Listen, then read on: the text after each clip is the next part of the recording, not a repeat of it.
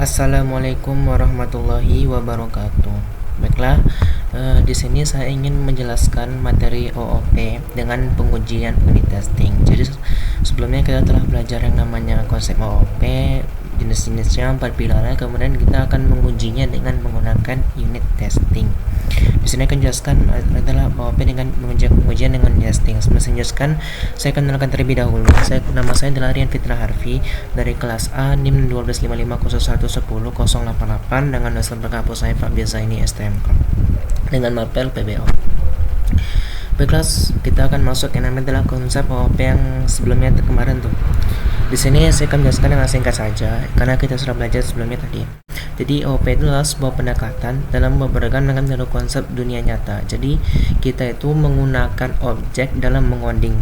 Misalnya kita ingin mengoding yang namanya mahasiswa yang ada di Winsuska kan, kita ingin ngoding semuanya, maka itu disebut dengan objek. Maka OOP itu disusun dengan dua objeknya, yaitu berupa atribut dan metode. Jadi maksudnya atribut adalah informasi yang dimiliki oleh objek. Misalnya mahasiswa nih, kan mahasiswa ini kan ada nama nih, ada nama, NIM, tempat tinggalnya, itu informasi mengenai data diri dia. Nah, apa perilakunya? Perilakunya itu adalah belajar. Jadi mahasiswa ini dia itu belajar perilakunya. Kayak coding gitu perilaku objeknya, misal belajar atau mengerjakan tugas itu perilaku objeknya. Contoh lainnya kayak buku gitu kan, buku informasinya apa, ada judul, ada ISBN, ada penerbit, ada halaman, ada nama penulis dan lainnya. Apa yang bisa dilakukan di buku ini? Buku itu kan bisa dijual, buku itu bisa dibaca, buku itu bisa dipinjam, buku itu bisa di lain-lainnya, kayak gitulah intinya OOP itu. OOP itu dengan objek gitu kan. Di sini adalah konsep testable.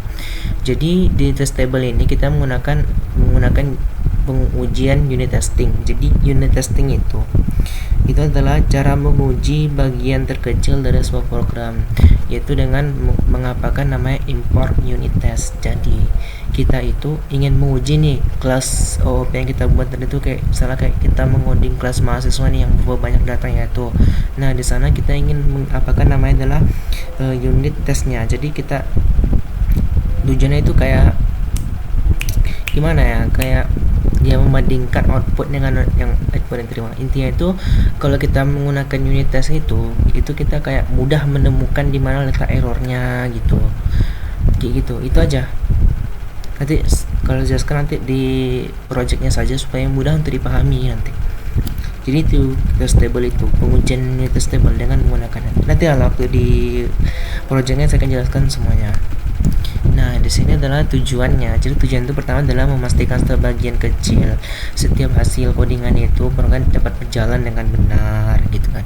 Menemukan kesalahan nih atau bug pada kode sejak tahap awal. Jadi kita dapat menemukan kesalahan supaya mudah kita temukan daripada nggak menggunakannya.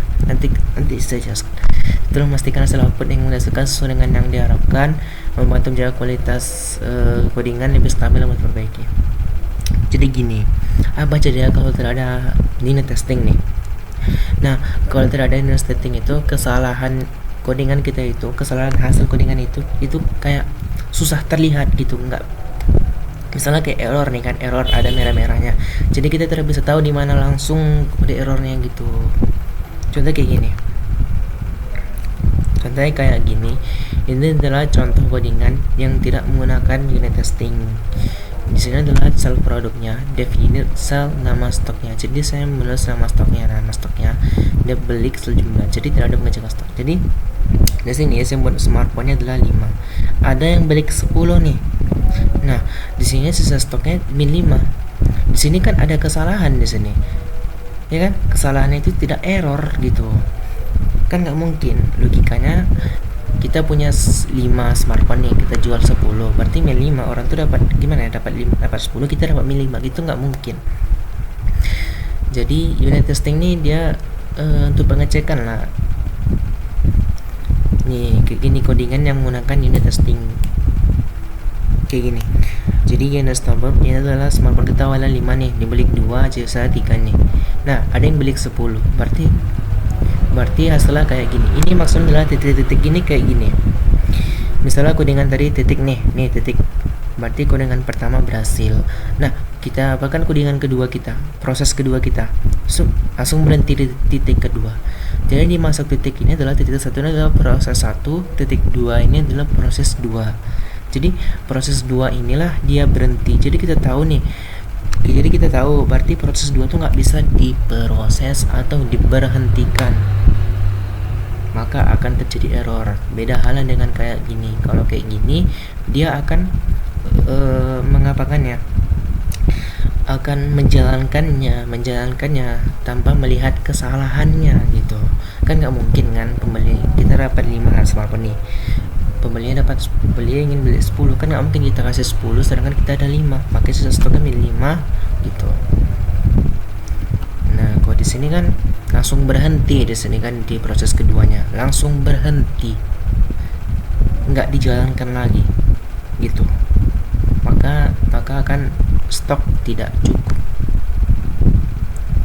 Nah, kalau misalnya 5 nih sisa 3, kalau ada yang balik 2 nih, ya ada yang balik 2, berarti kan proses 1 berhasil, proses 2 berhasil. Nah, berarti balik 10, berarti proses ketiga nggak berhasil, berarti titiknya ada 3. Berarti titik-titik ini dia menggambarkan prosesnya gitu. Kalau misalnya proses 3, berarti proses 3 pasti gagal. Jadi kita bisa melihat dengan mudah gitu untuk mengapakannya. Jadi kayak gitu aja. Jadi unit test ini dia itu kayak menguji lah intinya. Rasanya saya akan menjelaskan UML yang ada di codingan yang setelah saya buat itu ya. Seperti ini kurang lebihnya UML itu. Jadi UML ini dia kayak diagram ya. Ini contoh kelas diagram pada sistem saya. Yang pertama itu adalah produknya. Jadi produk itu ada namanya, ada stoknya. Jadi produk itu ada ya. Jadi nama itu adalah menyimpan nama produknya di sini, yaitu itu adalah stok di sini menyimpan jumlah stoknya itu.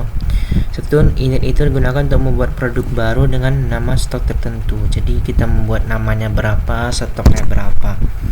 Sebab itu ada yang beli digunakan untuk mengurangi stok ketika terjadi pembelian. Seperti itu adalah menambah jika digunakan untuk menambah stok baru. Nah, di sini saya menghubungkannya langsung dengan setup karena saya menggunakan codingan test unit import dari test unitnya, sehingga ada beberapa codingan dari tes produknya itu dimasukkan ke dalam sini. Ya, jadi kas produk itu menunjukkan apakah fungsi bekerja dengan benar. Yang pertama adalah setup. Setup ini digunakan untuk membuat objek baru sebelum pengujian dilakukan ya. Ada setup, tes produk batal, tes berhasil, tes tambah stok ya. Jadi dia memastikan kalau codingan dari sini itu berhasil gitu dengan menggunakan yang namanya unit test. Ya, mungkin segitu saja penjelasan saya. Kalau ada kata-kata yang kurang mohon maaf, atau